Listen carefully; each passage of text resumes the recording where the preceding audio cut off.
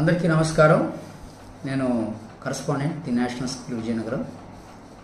ఒక ప్రాముఖ్యమైన విషయాన్ని విద్యార్థులతో తల్లిదండ్రులతో పంచుకోవాలని ఆలోచనతో ఈ వీడియో తయారు చేయడం జరుగుతుంది. ప్రాముఖ్యంగా విద్యార్థి ఏదైనా కొత్త స్కూల్లో కానీ కాలేజీలో కానీ జాయిన్ అవ్వాలంటే ప్రతి ఇన్స్టిట్యూట్ వాళ్ళు కూడా ఒక ఎంట్రన్స్ ఎగ్జామ్ అనేది కండక్ట్ చేయడం జరుగుతుంది. అయితే ఈ ఎంట్రన్స్ ఎగ్జామ్ రాసే క్రమంలో కొన్ని విషయాలను విద్యార్థుల తల్లిదండ్రులు కానీ పేరెంట్స్ కానీ అలాగే విద్యార్థులు కూడా తెలుసుకోవాల్సి ఉంది.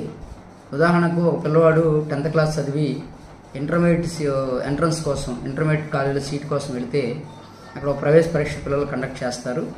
ఈ ప్రవేశ పరీక్ష పెట్టినప్పుడు ప్రతి ఒక్కరు కూడా గమనించవలసిన అంశం ఏంటంటే, స్టూడెంట్ 10th క్లాస్ చదివినప్పుడు చదివితే స్టేట్ బోర్డు చదువుతాడు లేదా సెంట్రల్ బోర్డు చదువుతాడు. స్టేట్ బోర్డు చదివిన పిల్లవాడు ఏపీ ఎస్సీఆర్టీ నామ్స్ ప్రకారం ఏ సిలబస్ ప్రిస్క్రైబ్ చేస్తారో ఆ సిలబస్ చదువుతాడు.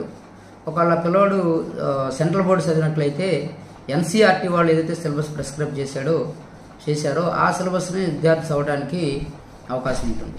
అయితే ఈ యొక్క ఇంటర్మీడియట్ 10th క్లాస్ అయిపోయి ఇంటర్మీడియట్ ఎంట్రన్స్కి వెళ్ళినప్పుడు విద్యా సంస్థల వాళ్ళు పిల్లలకి ఇస్తున్న క్వశ్చన్ పేపర్ ఒకసారి మనం చూసినట్లయితే ఆ క్వశ్చన్ పేపర్లో ఈ యొక్క 10th క్లాస్లో ఎస్సీఆర్టీ బోర్డు కానీ ఎన్సీఆర్టీ బోర్డు కానీ ప్రిస్క్రైబ్ చేసిన సిలబస్ని కాకుండా వాళ్ళ స్థాయికి మించిన క్వశ్చన్ పేపర్ని మనం సహజంగా చాలా ఇన్స్టిట్యూట్లో మనం గమనిస్తూ ఉంటాం. ఇది ఒక కాలేజీ ఇంటర్మీడియట్లో జాయిన్ అయ్యే పిల్లలు మాత్రమే కాదు, కానీ స్కూల్ లెవెల్లో కూడా ఒక 5th క్లాస్ చదివిన పిల్లలు 6th క్లాస్ జాయిన్ అవుతున్నప్పుడు కానీ, ఒక 8th క్లాస్ చదివిన పిల్లలు 9th క్లాస్కి ఏదైనా వేరే స్కూల్స్ కానీ ఇక్కడ చోటకి వెళ్ళి జాయిన్ అవడానికి వెళ్తున్నప్పుడు కానీ సహజంగా ఈ యొక్క పేపర్ని మనం గమనిస్తూ ఉంటాం. అయితే ఇక్కడ ఎందుకు ఇలా చేస్తారు అంటే, సహజంగా ఆ పిల్లవాడు ఆ దగ్గరికి అడ్మిషన్ కోసం వచ్చినప్పుడు పిల్లవాడికి ఏమీ రావు అని చెప్పేసి ఆ ఎగ్జామ్ పెట్టడం ద్వారా ఇన్స్టిట్యూట్ వాళ్ళు పిల్లవాడు పేరెంట్స్ చూపించగలిగితే వాళ్ళకి 2 బెనిఫిట్స్ ఉంటాయి. ఒకటి, అమ్మ మా బాబుకి ఏమి రావు కాబట్టి వీళ్ళ దగ్గర అయితే బాగా మేలు జరిగిద్దనే ఉద్దేశంతో అడ్మిషన్ అక్కడ ఇవ్వడం జరుగుతుంది.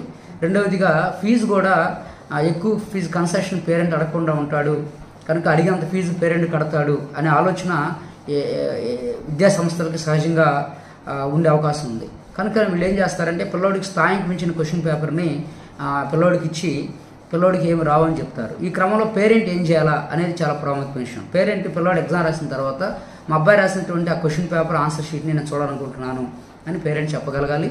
రెండోది, ఒకవేళ ఇన్స్టిట్యూట్ వాళ్ళు ఆ కాలేజీ వాళ్ళు కానీ స్కూల్ వాళ్ళు కానీ ఆ క్వశ్చన్ పేపర్ పేరెంట్కి ఇస్తే ఆ క్వశ్చన్ పేపర్ని చూసి ఆ క్వశ్చన్ పేపర్ స్థాయిని కూడా పేరెంట్ అసెస్ చేయగలగాల. ఫర్ ఎగ్జాంపుల్, ఒక 10th క్లాస్ అయిపోయి ఇంటర్మీడియట్ చదువుతున్న పిల్లవాడికి మనం చూసినట్లయితే వాళ్ళు ఇచ్చే క్వశ్చన్ పేపరు వాళ్ళు ఐఐటి స్టాండర్డ్లో ఉండొచ్చు, ఎంసెట్ స్టాండర్డ్లో ఉండొచ్చు, లేదా వాళ్ళు చదివినటువంటి ఐపీ స్టాండర్డ్లో ఉండొచ్చు, ఇలాగ రకరకాల ఐఐటీలు అడ్వాన్స్డ్ స్టాండర్డ్లో ఉండొచ్చు. కనుక ఏ స్టాండర్డ్లో పేపర్ ఇచ్చారు, మన పిల్లోడు ఏం చదివాడు అనేది ఇక్కడ మనం గమనించవలసిన విషయం. సహజంగా పిల్లోడు ఏం చదివాడో దాన్ని ఆధారం చేసుకొని క్వశ్చన్ పేపర్ ఇవ్వగలిగితేనే స్టూడెంట్ యొక్క ఒరిజినల్గా ఉన్నటువంటి సబ్జెక్ట్ బయటకు వస్తుంది. ఒక మంచి ఉదాహరణ మీకు చెప్పాలనుకుంటున్నాను.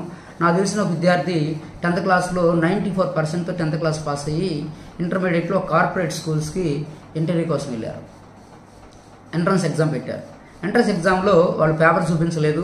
స్టూడెంట్ ఎగ్జామ్ రాసిన తర్వాత సింపుల్గా పేరెంట్కి ఫోన్ చేసి మీ స్టూడెంట్ క్వాలిఫై కాలేదని చెప్పేసి వాళ్ళు డిక్లేర్ చేయడం జరిగింది. అయితే ఆ పేరెంట్ కొంచెం చదువుకున్నవాడు కనుక ఆయన వచ్చిన చిరునవ్వు నవ్వి ఆయనకు అర్థమైపోయిన విషయం సైలెంట్గా ఇంటికి వచ్చాడు. అయిపోయిన తర్వాత ఒక 4 days 5 days గడిచిపోయిన తర్వాత అదే కాలేజీ వాళ్ళు మళ్ళీ కాల్ చేసి మీ పాపకు మేము సీట్ ఇస్తామండి అని ఏదో కొన్ని కారణాలు చెప్పి మళ్ళీ పాపను పిలిపించుకున్నారు, సీట్ ఇచ్చారు, ఫీజు కట్టారు. ఇవన్నీ అయిపోయిన తర్వాత ఫస్ట్ ఇయర్ అయిపోయిన తర్వాత వచ్చిన రిజల్ట్లో ఆ పాప ఆ కాలేజీకి ఫస్ట్ ర్యాంక్ వచ్చింది, స్టేట్లో 2nd ర్యాంక్ తెచ్చుకుంది.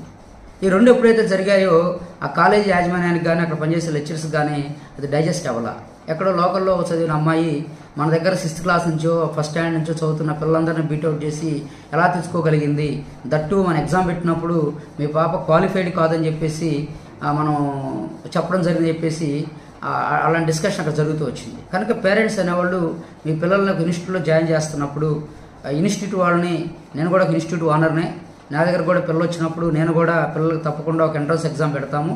అయితే మేము పెట్టే ఎంట్రన్స్ ఎగ్జామ్ని ఆ పేపర్ని ఆన్సర్ షీట్ని వెంటనే పేరెంట్కి చూపిస్తాము, పేరెంట్కి ఎక్స్ప్లెయిన్ చేస్తాము, ఎక్కడ తప్పు చేశాడు, ఎక్కడో చదివాడు, ఎవరైతే నేర్పించదని ఏమైనా బ్లేమ్ చేయకుండా పిల్లవాడికి ఏమొచ్చు ఏమి రావు, ఏం చేస్తే పిల్లవాడికి భవిష్యత్తు బాగుంటుంది అన్న ఆలోచన మాత్రం మేము చేస్తాం. కానీ అడ్మిషన్ పోద్దనో లేకపోతే ఫీజు కోసమనో వేరే వేరే స్వార్థాలను మనసులో పెట్టుకొని ఎప్పుడు కూడా పిల్లల యొక్క జీవితంతో ఆడుకోవడం అనేది మాకైతే అలవాట్లేదు. కనుక ప్రతి పేరెంట్ కూడా ఈ విషయాన్ని గమనించాలా. మీ పిల్లలు ఎంట్రన్స్ ఎగ్జామ్ రాసినప్పుడు ఈ ఎంట్రన్స్ ఎగ్జామ్లో వాళ్ళు పెట్టిన క్వశ్చన్ పేపర్కి స్థాయి ఏంటి, మీ పిల్లవాడు ఏ క్లాస్ చదివాడు, ఏ బోర్డు చదివాడు, దాంట్లో కంటెంట్ ఏంటి, ఈ కంటెంట్ ప్రకారం క్వశ్చన్ పేపర్ ఉందా లేదా, ఇది పేరెంట్కి అవగాహన లేకపోతే 100కి 100% నువ్వు చదువుకున్న పేరెంట్ అయినా మంచి స్థాయిలో ఉన్న పేరెంట్ అయినా సరే తప్పకుండా మోసపోవడానికి అవకాశం ఉంది. కనుక ఈ విషయంలో ప్రతి ఒక్కరు కూడా జాగ్రత్తగా ఉంటారని మనవి చేస్తున్నాం. Thank you.